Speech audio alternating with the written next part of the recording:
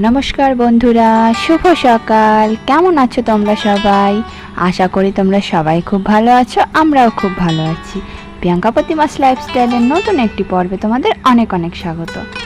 তো আজকে যে দিনের ব্লগটা তোমাদের সাথে শেয়ার করছি সেটা হচ্ছে 1 তারিখ, জুলাইয়ের 1 তারিখ। আজকের দিনটা আমাদের কাছে খুব খুব স্পেশাল একটা দিন। কেন স্পেশাল সেটা ভিডিওটা দেখলেই বুঝতে পারবে তোমরা। তো চলো ভিডিওটা শুরু করা যাক। তো দেখো, আজকের ভিডিওটা শুরু করছি আমি সবজি কাটা দিয়ে। আজকে সকালের খাওয়া দাওয়া হয়ে গেছে, কাজবাজ খাওয়া দাওয়া সব কিছু হয়ে গেছে। তো এখন বসে পড়েছি সবজি কাটতে। দুপুরে কি রান্না হবে? আজকে দুপুরে স্পেশাল রান্না হবে, ওই জন্য সবজি কাটছি। আর এই দেখো আমাদের ভাত হচ্ছে, এদিকে ডাল হচ্ছে। তো আজকে তো আর মাটন এনেছে। আজকে স্পেশাল কি বলো তো, আজকে মাটন হবে, ওই জন্য আজকে স্পেশাল। আরও একটা কারণ আছে, তো সেটা আস্তে আস্তে বুঝতে পারবে। দেখো আমি পেঁয়াজ রসুন আদা সব ছাড়িয়ে নিয়েছি, মশলা সব করব, সব ছাড়িয়ে সুন্দর করে গুছিয়ে নিয়েছি কেটে কুটে। এবার এগুলো সব মিক্সিতে পেস্ট করে নেব। আর এই দেখো এদিকে কুমড়ো ভাজা হচ্ছে, এটা আমাদের জমির মিষ্টি কুমড়ো, সেটাই ভাজা বসিয়ে দিয়েছি। আর এখানে মাটনটাকে একটু ম্যারিনেশন করে রাখবো, ওই জন্য পেঁয়াজ কাঁচা লঙ্কা নুন হলুদ সব কিছু দিয়ে, আর এই মিক্সিতে করে পেস্ট করেছি আদা রসুন, সেগুলো সব কিছু দিয়ে ভালো করে নুন তেল সব দিয়ে মাখতে হবে। মেখে মাংসটাকে দিয়ে একটু ম্যারিনেট করে রেখে দিলে মাংসটা অনেক সফট হয়। তোমরা এইভাবে করে দেখো, খুব ভালো হবে। আর আমরা সব মাংস এরকমভাবেই খাই। চিকেন হলে এভাবে প্রথমে ভালো করে মেখে ম্যারিনেট করে নিই, তারপরে কিছুক্ষণ রেখে দিই, তারপরে সেটাকে রান্না করি, তাহলে সেটা মাংসটা খেতে বেশি টেস্ট লাগে, তাই না? তোমরা যদি না করে থাকো তাহলে অবশ্যই ট্রাই করে দেখতে পারো।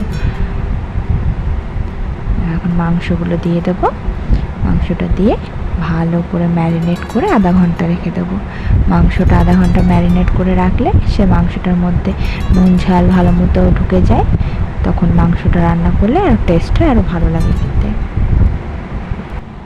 আর মাটন কাদের কাদের প্রিয় অবশ্যই কমেন্ট করে আমাকে জানাবে কিন্তু।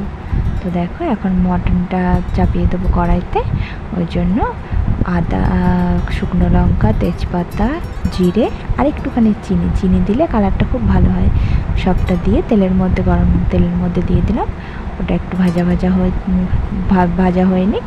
আর এদিকে ভেন্ডি ভাজা বসিয়েছি। আজকে ছোটো ছোটো ভেন্ডি এনেছিল, ওই জন্য আর ওগুলোকে কুচি করিনি, গোটা গোটা ভেন্ডি সর্ষে বাটা দিয়ে ভাজবো। সর্ষে বাটা দিয়ে ভেন্ডি ভাজা খুব ভালো লাগে খেতে। আমরা ভেন্ডি ভাজা এভাবেই খাই, সর্ষে দিয়ে বা পোস্ত দিয়ে, খুব টেস্টি হয়। দেখো এদিকে আমাদের জিরা পুড়ে গেছে। তো এখন মাটনটা দিয়ে দেবো। হাতায় করে এভাবেই দেবো, কারণ একসাথে অনেকটা দিয়ে দিলে গরম তো তেল ছিটবে, ওই জন্য অল্প অল্প করেই দিয়ে দেবো।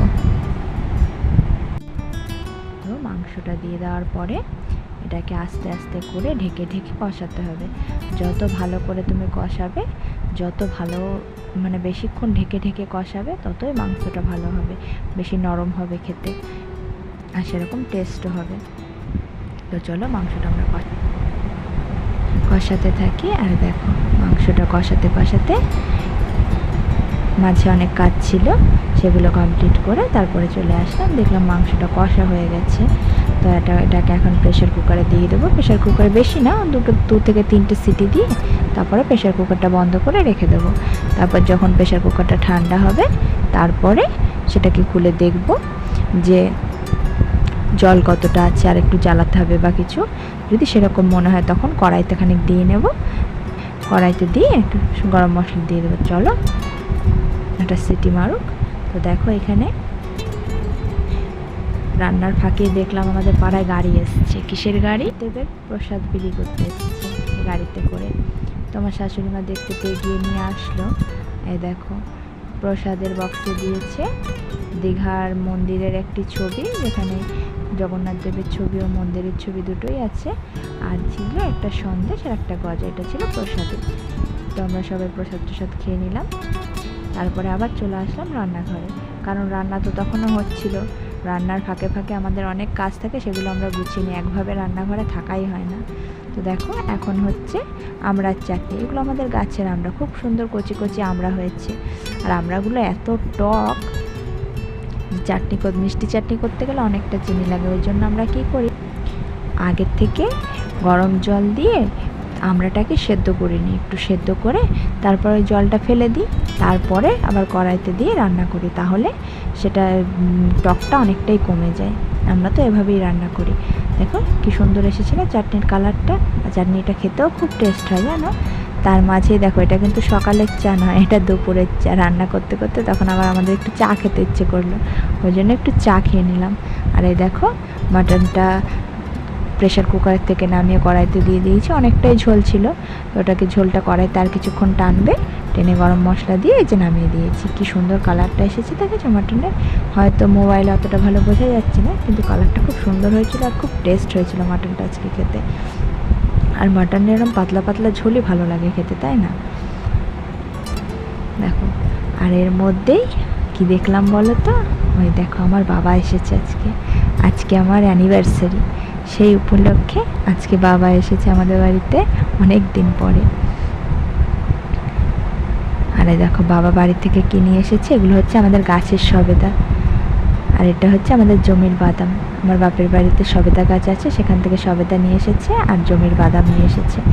আর এটা হচ্ছে মিষ্টি নিয়ে এসেছে, আর ওই বাচ্চাদের জন্য চকলেট নিয়ে এসেছে। তার মধ্যেই দেখছি আবার প্রীতমও চলে এসেছে, আর বাবা গেছিল ওকে আনতে। তো দেখো দাদুকে দেখে তো সে মহা খুশি, সে ছুটে চলে এসেছে যখনই বলেছি দাদু এসছে। মামা বাড়ি একটা আলাদাই জায়গা আমাদের জন্য, তাই না? এসে দাদুর সাথে গল্প করতে বসে পড়েছে। আর এই যে ছোট নবাব, উনি তো দাদুর কাছে যেতেই চাইছে না, যে দাদু অনেক ভুলিয়ে ভালিয়ে চকলেটের লোভ দেখিয়ে তারপরে ওকে নিয়েছে। চকলেটটা নিয়ে দৌড়ে আবার বাবার কাছে।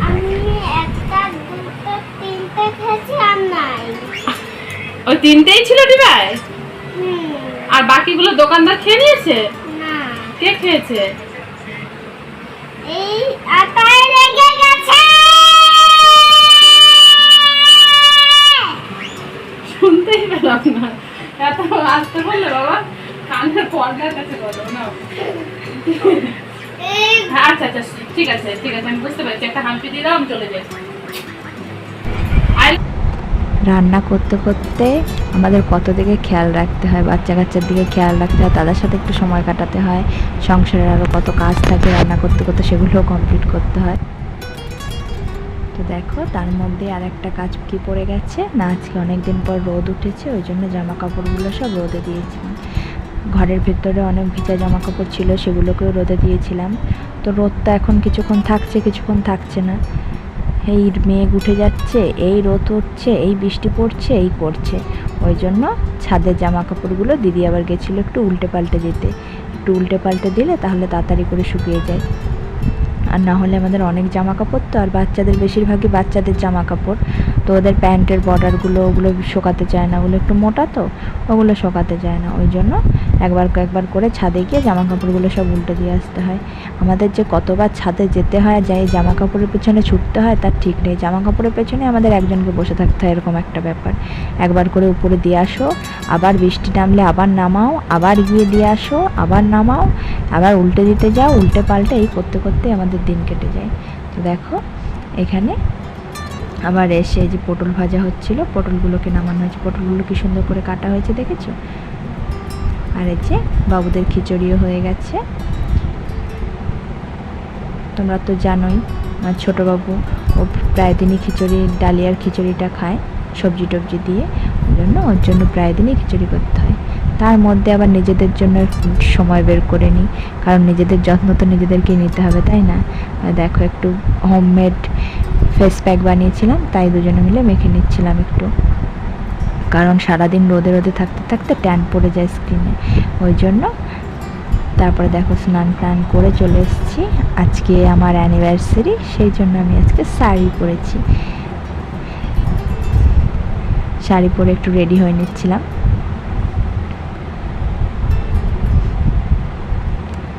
তো তারপরেই দিদি এসছে, বলছে তোমার জন্য একটা শাড়ি নিয়ে এসেছি, তো শাড়িটা আজকে পরো তুমি। আমি বলছি আমার এইসব করার কি দরকার ছিল, এটা আমার অ্যানিভার্সারির উপহার। তো চলো শাড়িটা পরে আসি, দেখো কেমন লাগে আমাকে। দেখো পরে নিয়েছি শাড়িটা খুব সুন্দর ছিল, আমার তো খুব পছন্দ হয়েছে। তোমরাই কমেন্ট করে জানিও কেমন লাগছে আমাকে। তারপরে এই যে সবাই খেতে বসে পড়েছে। আরও ওই যে দূরে আমার বরমশাই খেতে বসেছে, সে একা একাই খেয়ে নিয়েছে, আমাকে ডাকেনি। আর তারপরে আমি খেতে বসেছি, আসলে আমি তখন বাচ্চাকে খাওয়াচ্ছিলাম। দেখো এখানে অনেক কিছু রান্না করেছিল আমার জামার জন্য, বেগুন ভাজা, পটল ভাজা, তারপরে ভেন্ডি ভাজা, কুমড়ো ভাজা, সব আমার ফেভারিট। আর ছিল হচ্ছে মাটন কষা, ডাল, মিষ্টি আর জল। আমি মিষ্টি খেতে খুব ভালোবাসি। তো চলো আমি খাওয়া দাওয়া করে নিই। আর আজকের ভিডিওটা তোমাদের কেমন লাগলো অবশ্যই কমেন্ট করে জানিও, ভালো লাগলে লাইক কমেন্ট করে দিও কেমন। আর এটা হচ্ছে আমার বরের তরফ থেকে অ্যানিভার্সারি গিফট। কেমন হয়েছে অবশ্যই জানিও। আজকে পর্যন্ত এই পর্যন্তই, ভালো থেকো, সুস্থ থেকো, টাটা।